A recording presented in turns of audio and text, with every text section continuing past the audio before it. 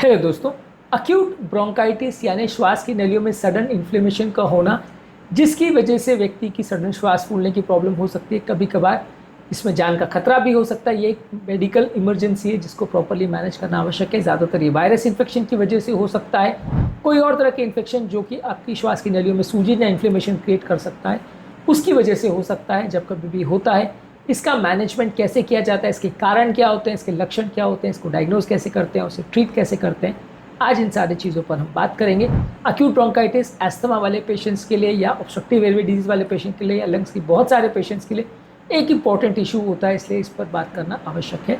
Topic पर जाने से पहले जो लोग हमारे चैनल पर नए हैं उन्हें रिक्वेस्ट करूँगा कि चैनल को सब्सक्राइब करें, वीडियोज़ को लाइक करें, शेयर करें, फॉलो करें, कमेंट करें पूरा। सबसे पहले हम बात करेंगे अक्यूट ब्रोंकाइटिस के कारणों पर, फिर बात करेंगे इसके लक्षणों पर, इसके डायग्नोसिस पर, और फिर बाद में इसके ट्रीटमेंट पर और ओवरऑल इसकी इंपॉर्टेंस क्या है इस पर भी डिस्कशन करेंगे। टॉपिक इंपॉर्टेंट है इसलिए इसे एंड तक देखिएगा।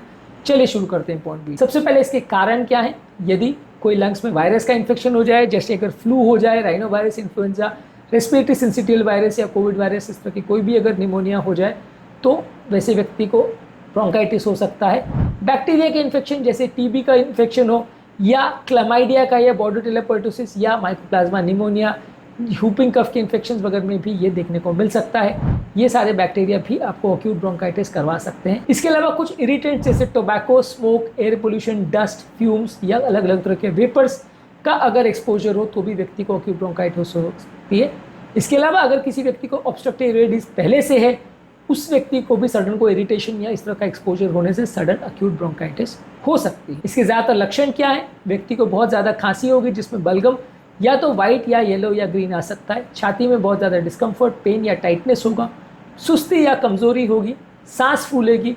गले में खराश जैसा होगा। नाक बहने का सिम्टम्स हो सकता है। थोड़ा फीवर हो सकता है। वीजिंग के साउंड आ सकते हैं। अगर आप स्टेथोस्कोप से ऐसे लोग को सुनते हैं तो वैसे लोगों में आपको कंटिन्यूस वीजिंग की साउंड आती है, जो एक इंपॉर्टेंट मार्कर होता है जो सजेस्ट करता है कि व्यक्ति की श्वास कम हो रही है।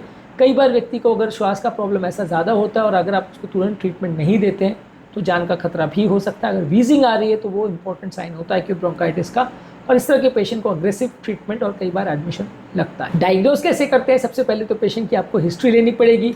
रीसेंट कोई एक्सपोजर किसी इरिटेंट का या इन्फेक्शन का तो नहीं हुआ, बुखार वगैरह तो नहीं हुआ आया, पहले कोई अस्थमा वगैरह की हिस्ट्री तो नहीं है, ये सारी चीज़ें आप जानेंगे। पेशेंट का आप एक्सरे करेंगे जिसमें कोई निमोनिया या इस तरह का कोई इशू अगर है तो पता चल जाएगा। पेशेंट की कखार की जांच करेंगे जिसमें कोई बैक्टीरिया या दूसरा कोई पैथोजन तो नहीं है, ये पता चल जाएगा। इसके अलावा आप करेंगे पेशेंट का पल्मोनरी फंक्शन टेस्ट जिसमें कोई अगर अंडरलाइन कॉज अगर है तो वो पता चलेगा, और अगर ये व्यक्ति को ब्रोंकाइटिस बार बार अगर हो रही है तो उसके बारे में भी आपको पता चल सकता है। ट्रीटमेंट स्ट्रैटेजी और उसके रिस्पॉन्स को पता करने के लिए भी इसका प्रयोग कर सकते हैं। कुछ ब्लड टेस्ट कभी कभार यूज़ हो सकते हैं जो कि ब्लड में मौजूद कीटाणु या उससे रिलेटेड कोई इन्फेक्शन इन्फ्लेमेशन है उसके बारे में जानने के लिए प्रयोग कर सकते हैं। हालांकि ब्लड टेस्ट में ज़्यादा कुछ आपको नहीं पता चलेगा, ज़्यादातर कखार की जांच, एक्सरे में, पल्मोनरी फंक्शन टेस्ट में और कुछ केसेस में ब्रोंकोस्कोपी वगैरह करने से भी पता चल सकता है, फायदा मिल सकता है। ट्रीटमेंट कैसे करेंगे। ज़्यादातर सिम्टोमेटिक ट्रीटमेंट में व्यक्ति को थोड़ा आराम करने के लिए बोला जाता है। इसके अलावा आप उसको पानी ज़्यादा लेने को बोलते हैं क्योंकि गले में जो कफ होता है या बलगम होता है उसको हाइड्रेट करने से थोड़ा वो लाइट या पतला हो जाता है, जिसको निकालने में थोड़ा ईजी होता है।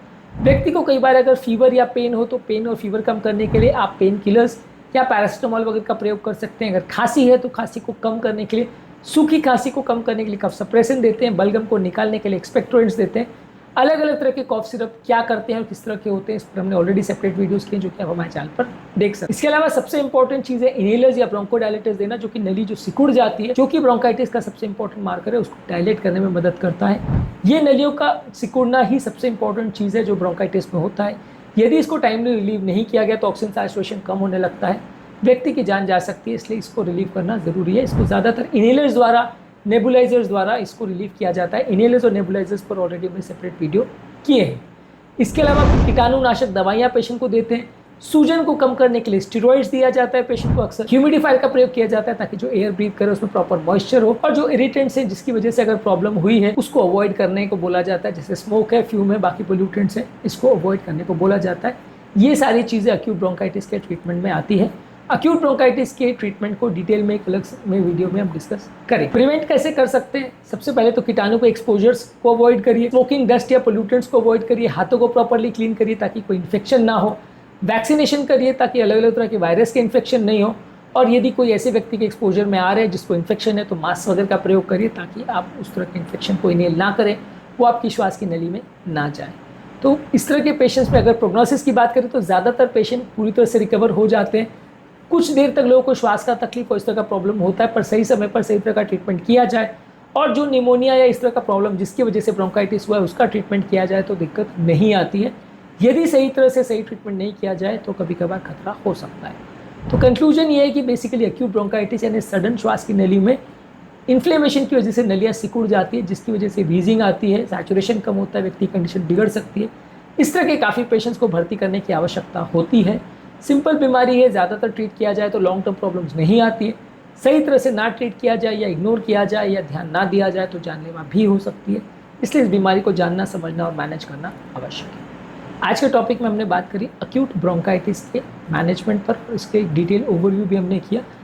उम्मीद करूँगा कि आज के टॉपिक में कुछ नया जानने को मिला होगा। लंग्स की बीमारी संबंधित, अस्थमा के इनहेलर्स के प्रयोग संबंधित और लंग्स की बीमारी के लिए बेस्ट फूड वर्स्ट फूड क्या होते हैं, इस पर ऑलरेडी हमने काफ़ी वीडियोस किए हैं जो कि आप हमारे चैनल पर देख सकते हैं। टॉपिक एंड करने से पहले जो लोग हमारे चैनल पर नए हैं उन्हें रिक्वेस्ट करूँगा कि चैनल को सब्सक्राइब करें, वीडियोज़ को लाइक करें, शेयर करें, फॉलो करें, कमेंट करें तुरंत।